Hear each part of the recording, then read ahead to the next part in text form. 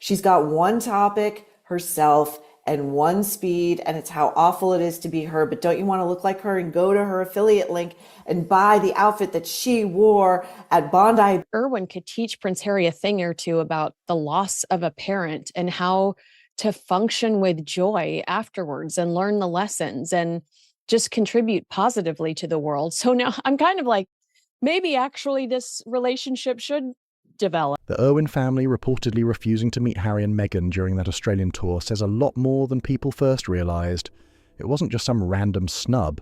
It exposed where loyalties really stand. Robert Irwin, who has built a huge public image through the legacy of his father, Steve Irwin, could have easily been a natural ally for Harry. The parallels are obvious. Both are sons of larger-than-life figures, both lost parents in shocking and painful circumstances, and both have had to build identities connected to famous family names without letting those names swallow them whole. More in common with Prince William because they both are resilient. They both are survivors. They do not dwell in what they don't have. They dwell in what they've been given and in their roles on the world stage to try to give back. So why would Robert Irwin want to meet with a loser like Harry? That connection was right there in plain sight, but Robert chose not to meet them, and the reported reason makes this even more revealing. His strong working relationship with William through the Earthshot Prize, plus his loyalty to the monarchy, reportedly made him unwilling to risk those ties. That wasn't emotional, that was strategic, and honestly, it looks like a smart move. Earthshot is seen as a serious program creating real environmental impact, not just headlines. William's involvement in these causes has been framed as long-term and results-driven. That carries weight. Meanwhile, Harry and Meghan's Australian tour stirred attention for very different reasons, from wardrobe chatter to polling numbers showing major public disapproval. That contrast speaks loudly. Robert Irwin appeared to make a clear calculation about where his connections bring lasting value. That's where the comparison between Robert and William gets even more interesting. Some observers point out both seem focused on what they still have, not trapped by what they have lost. That is a major difference. They seem to direct their energy toward purpose and contribution instead of grievance, and that contrast makes this whole Irwin story stand out even more. Robert lost his father at just 9 years old in a deeply traumatic moment in full public view, yet he has not built his adult identity around pain alone. Yeah, he really doesn't. I mean, you never see William kicking around with CBS because I feel like when he takes a stand, he keeps it. But Harry just goes to the highest bidder. Isn't the line too on William that, you just do not want to get on the opposite side of him, that he can hold a grudge, you know? And I can only imagine what he's got in store for these two when he does ascend to the throne. Instead, he carried that loss, honored his father's work, and created something of his own. That matters. His conservation work, his Dancing with the Stars appearance, and even the joy people notice in his public image all point to someone moving with purpose. That doesn't look staged, and it doesn't look performative. It looks like someone who made deliberate choices about grief, legacy, and growth. And that may be the real message behind this reported snub. It wasn't just about declining a meeting. It reflected a bigger divide in how public figures handle loss, duty, and identity. Robert Irwin's path looks rooted in building, not dwelling, and that contrast is what makes this whole situation so striking. Harry made very different choices, and that's where this contrast gets even sharper. The memoir, the Netflix series, the Oprah interview, the speaking events where the royal family killed his mother becomes a recurring theme. All of it has made grief and grievance central to the public brand. The grief may be real, but the decision to package and monetize that pain is something critics say was a conscious choice. And that is where Robert Irwin's reported distance looks even more telling. Markle is absolutely buzzing after she and husband Prince Harry returned home from their trip to Australia. That does feel like something Meghan Markle would be doing. In her mind, this source says, in her mind, it proves everything she's been saying all along, that she doesn't need the palace machine to shine because she just naturally connects with people in a way that feels far more authentic and modern. Did she say this herself? She loves to tell us how authentic she is. By staying aligned with Earthshot and keeping clear of drama, That move can be read as a quiet judgment about which path carries credibility and which one does not. Then there's the CBS irony, and it is a big one. When CBS aired a 48 Hours episode featuring images from Diana's final moments in Paris, Harry and William were reportedly furious. Those images were condemned as invasive, horrific, and deeply disrespectful to their mother's memory and to the grief they carried. The outrage seemed genuine, and the principal sounded firm. But years later, Harry gave one of his biggest American interviews to Anderson Cooper on 60 Minutes on CBS. That contradiction raised eyebrows. Critics say the principal appeared solid until business and publicity made it inconvenient. That is why some see a pattern. Principals spoken loudly, then bent quietly when the stakes change. That same tension shows up in the quote from In Touch, where a source claimed Meghan believed the Australian tour proved she didn't need the palace machine to shine and could even outshine Princess Kate. Whether people believe that or not, the quote fed a larger criticism already growing, that image management often clashes with claims of authenticity, because this is where critics push hard. You can't present yourself as standing for authentic connection and community, then have public moments followed by commercial rollouts tied to image and branding. They do so carrying with them the stories, insights, and partnerships forged over these 4 days, grounded in a continued commitment to supporting communities and building a more connected, compassionate future. I mean, what the hell does that even? You can't say you left royal life because of over-commercialization, then face accusations that royal status is still being used when useful. That inconsistency is what keeps fueling debate, and many say this isn't subtle, and it definitely isn't new. What has changed is who is noticing it. Even outlets once seen as more sympathetic, publications like People, In Touch, and The Guardian, have at times run coverage pointing to those contradictions. That shift matters. Even the Australian tour, once promoted as a triumph, came wrapped in official language about stories, insights, and partnerships forged over 4 days.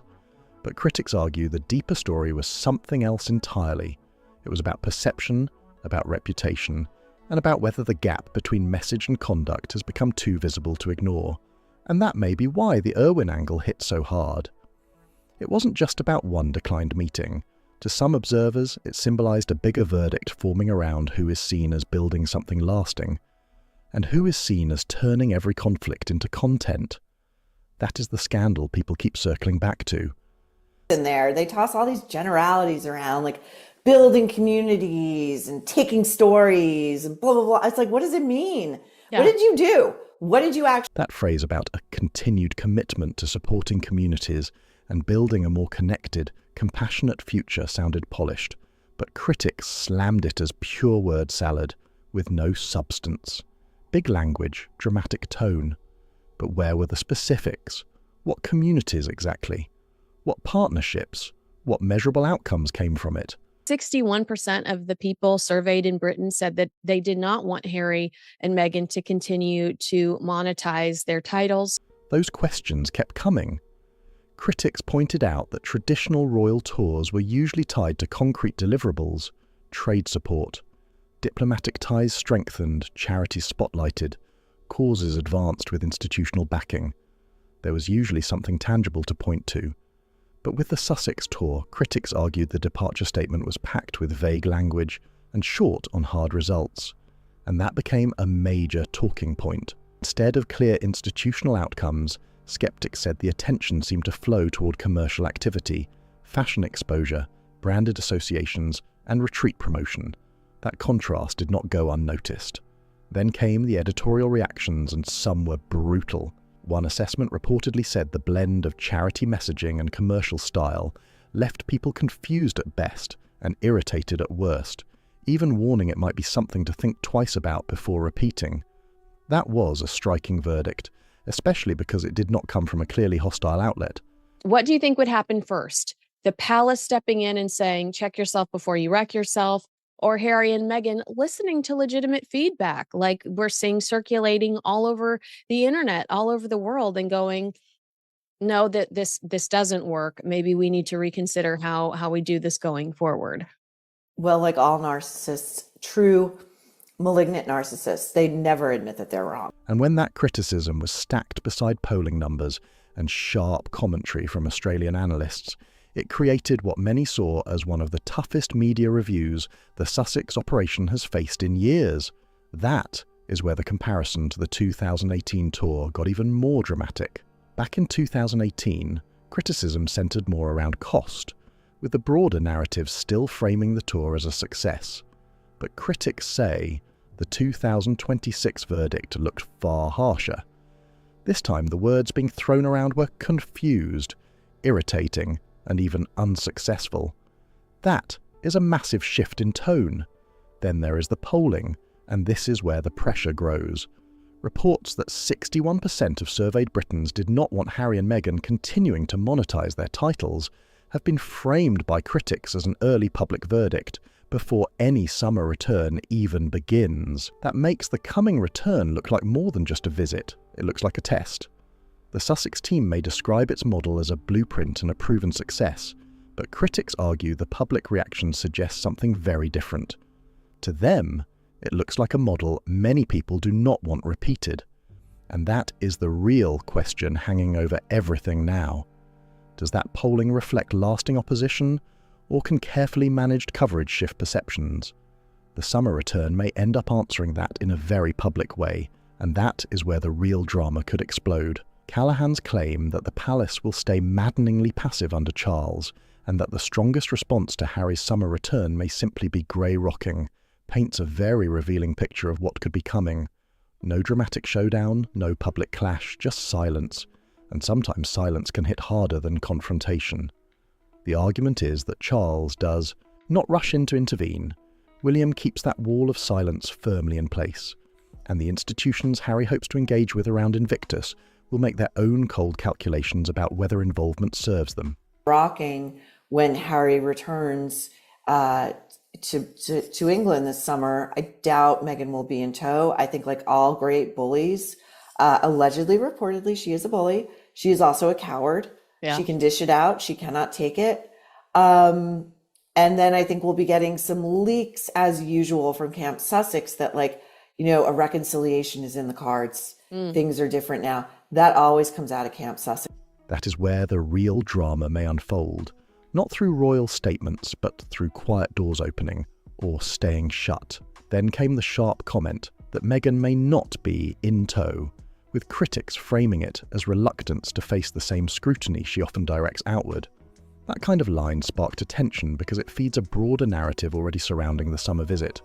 Whether fair or not, it added even more heat. And then the Sarah Ferguson angle exploded into the mix. Reports about a possible £1.3 million tell-all documentary, resurfaced Epstein-related emails, and stories of lying low in an Austrian chalet added a whole separate royal storm to the week's coverage. But somehow, it still connects back. Callaghan made an interesting point about Ferguson's limits as a royal insider. Yes, she and Diana were once close, but that relationship reportedly fractured after my story, including the uproar over wearing Diana's shoes.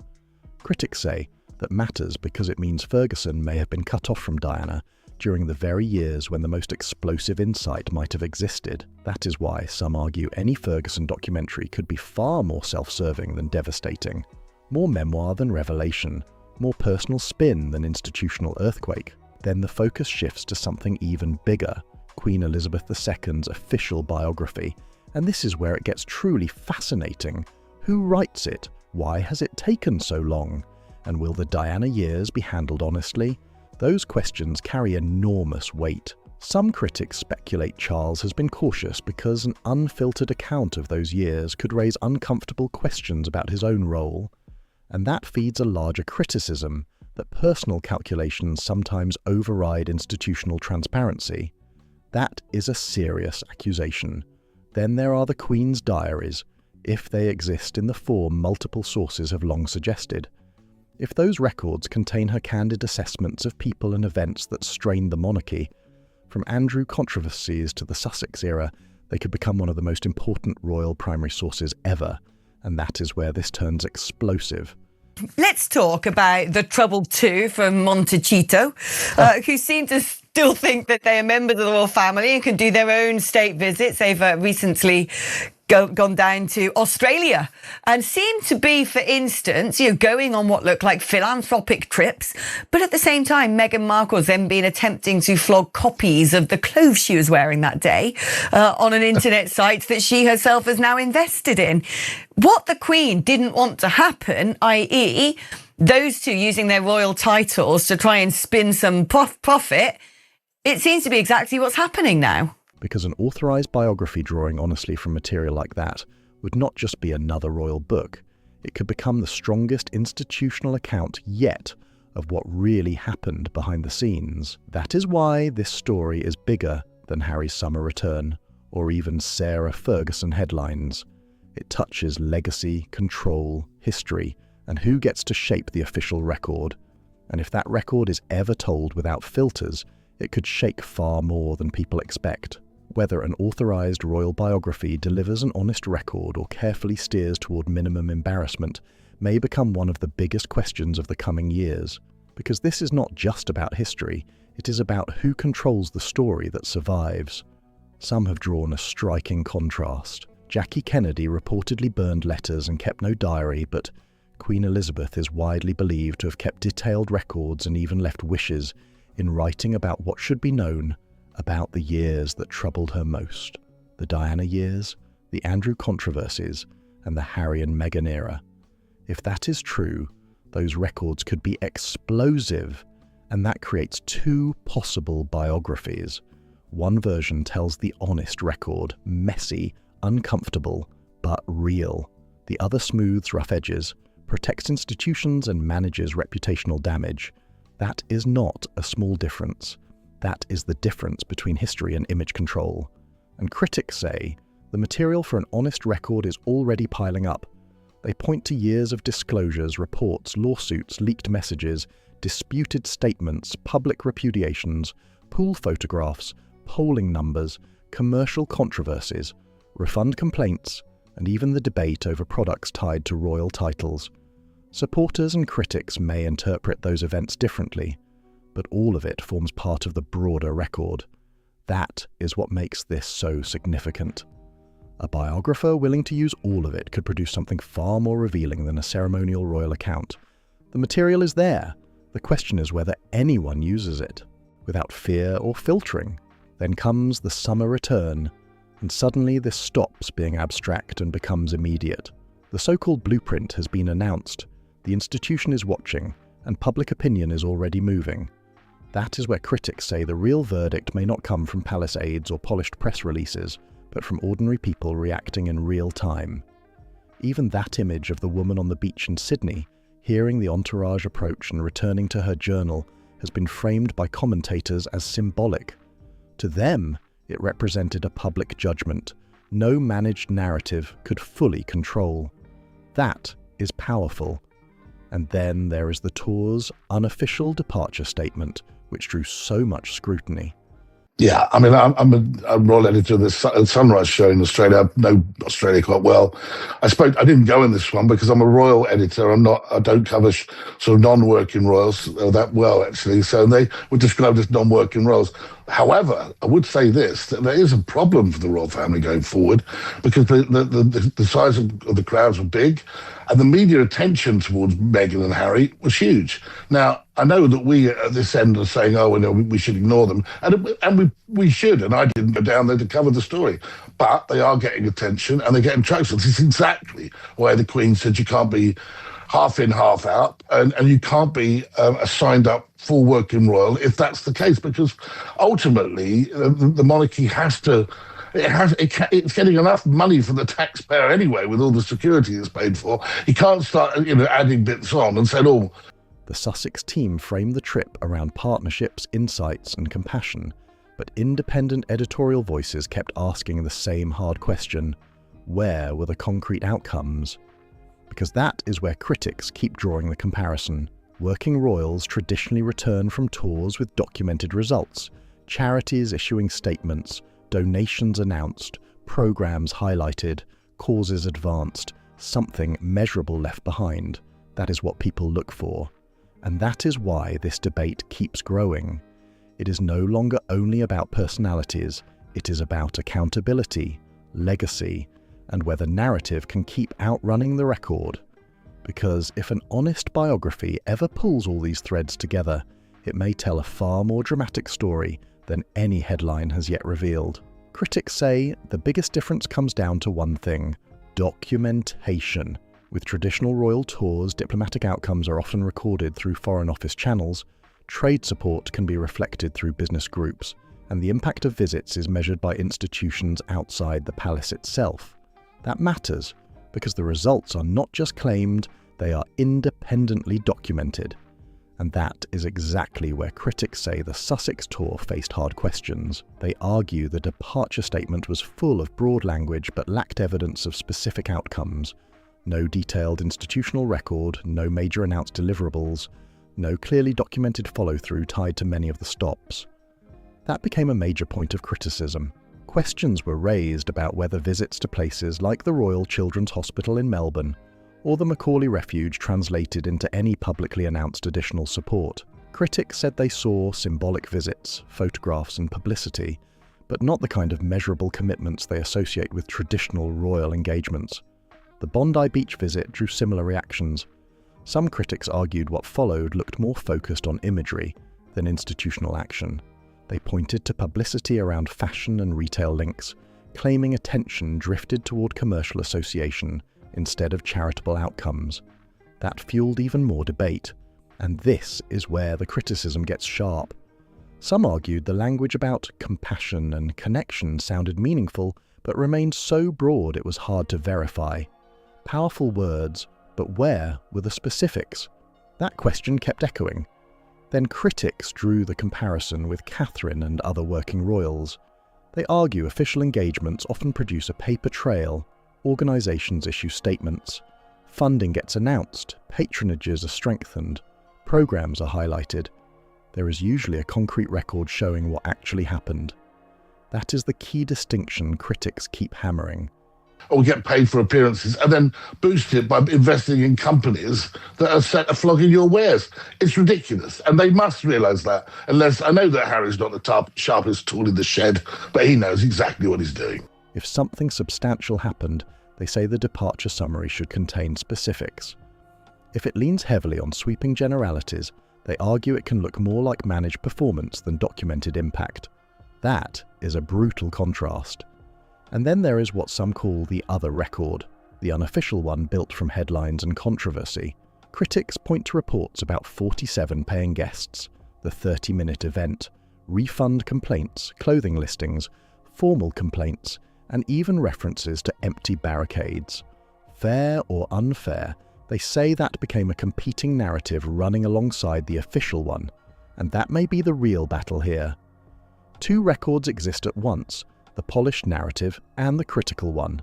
The question is which record lasts and which one history ends up believing. That is where the real tension sits, and it is why this story keeps pulling people back in. The comparison itself has become a verdict, and that is where this gets intense. Callahan's point about the repeated reconciliation leaks.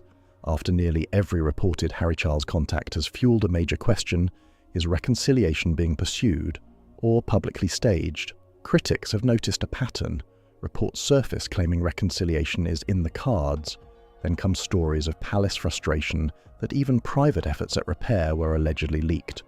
And that, they argue, exposes the deeper institutional trust problem at the centre of everything, because real reconciliation depends on privacy, and critics argue that is exactly what has been missing. The concern they raise is simple but serious. If every private interaction risks turning up later in media briefings, framed to support one side's narrative, how can trust ever rebuild? That is where some commentators connect this to what has been described as the Queen's late-stage wiring concern, the reported fear that private conversations could later be documented and deployed. In her case, some link those worries to streaming content. In Charles's case, critics say the concern has shifted toward an ongoing public relations cycle, where interactions can be interpreted in ways that deepen tension instead of healing it. And if that is true, it creates a brutal paradox. Every attempt at repair may carry the seeds of new damage. the very trust reconciliation requires gets weakened by the fear that private goodwill may become public material. He's still got the title prince, of course, but he's not a working royal. And yet the monarchy in this country represents our head of state, went along to Ukraine and seemed to make a sort of veiled, barbed comment about perhaps the lack of American involvement in that war. This is essentially a rogue member of our royal family meddling in foreign affairs decisions. That is a serious obstacle. Some critics go even further, arguing the conflict itself carries value, because ongoing estrangement keeps the drama alive, and drama keeps attention alive. That is where the accusations turn explosive. To be fair, multiple accounts have suggested Harry's desire for reconciliation may be sincere, but critics say the operational reality often appears to cut against that goal. They argue the recurring leak and response cycle keeps undermining the very thing it claims to seek, and that contradiction keeps raising eyebrows. Some reporting has framed this as diverging goals: personal reconciliation on one side, ongoing conflict serving broader commercial or media interests on the other. That interpretation is heavily debated, but it has become a major talking point. And then the pressure grows with outside reactions, including reports involving Australian political criticism and demands tied to security reimbursement, developments Harry was reportedly said to have found devastating and exhausting. That only adds another layer of strain, and that may be the biggest irony of all. The louder reconciliation gets discussed publicly, the harder critics say it becomes to achieve privately. Because if every bridge-building moment becomes part of the conflict narrative, the bridge never gets built. And that is the contradiction people keep coming back to again and again. Critics say this goes right to the heart of the half-in, half-out problem, and that is where the controversy gets explosive. The argument is simple. You cannot carry out quasi-royal engagements in Commonwealth countries, generate commercial opportunities around those appearances, and at the same time argue taxpayers should cover security, because the events also have a charitable side. That contradiction is exactly what critics keep attacking, because, as they put it, the charitable dimension does not erase the commercial one. And if commercial benefit exists, critics ask why public taxpayers should absorb the costs tied to protecting those activities. That question has become a major pressure point. Much of this now turns on security debates, legal reviews, and whether there can be some accommodation. But critics say transparency is the key issue. If activities carry a commercial component, they argue that should be openly acknowledged when questions of public cost are raised. That is where the fight keeps intensifying. Then came the petition, and that added serious heat. Well, you're spot on, Alice. Number one, in Australia, of course, the king is not only the king of this country, he's the king of Australia. So Harry going down there and having security being paid for by the Australian taxpayer, not the British taxpayer, that's just as problematic for the king. On the second point, he's now living in America with his American citizen wife, and obviously she clearly supports the Democratic Party or the Meghan Party. Maybe she's going to stand one day, who knows?